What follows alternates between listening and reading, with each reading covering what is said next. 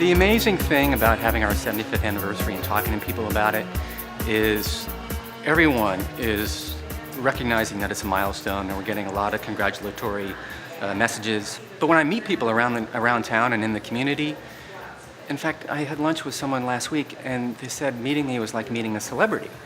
And I'm not a celebrity, I'm just running a store that happens to have been around for 75 years. So it's special, and it's something that I didn't recognize would be as important and as special as it is, until we finally got here. We discovered just last year, in going through the archives of some old magazines, art materials trade magazines that we had in the basement, that the F is in the permanent collection of MoMA.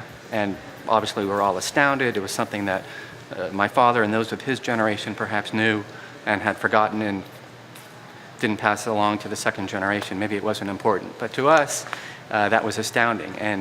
And seeing the graphical elements, the 12 perfect cubes that make up this F, and reading about some of the publications that came out in the 50s that talked about the graphic simplicity and the beauty of such a simple design, has us in this 75th year looking back again at the F and finding a way to celebrate this icon that has identified the company for so many decades. Over the years, many celebrities have come and gone through the doors of Flax, and a very fond story that my father likes to tell is of Kim Novak in the filming of Vertigo in the 1950s. And during the filming of Vertigo, Kim Novak came into the store, bought some purple paper, even touched my father's hand, and then there's a scene from the film of the back door coming from the alleyway towards the back door. So that was a little bit of a claim to fame. Now that we're in our 75th year, a lot of stories come out, and a lot of stories that I've heard in the past come to the forefront. Like I remember Ansel Adams was a big customer of ours when we had our store on Sutter Street. And he bought thousands of dollars worth of paper.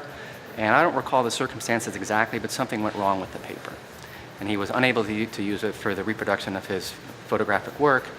And so my father did whatever he needed to do to make sure that it was right.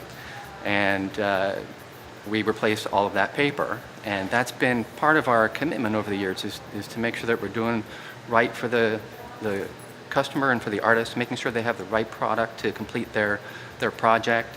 And that's the main thing, is we want to continue to inspire artists to fulfill the dreams of their imagination. It sounds kind of corny, but really that's what we're about, is fueling and inspiring creativity.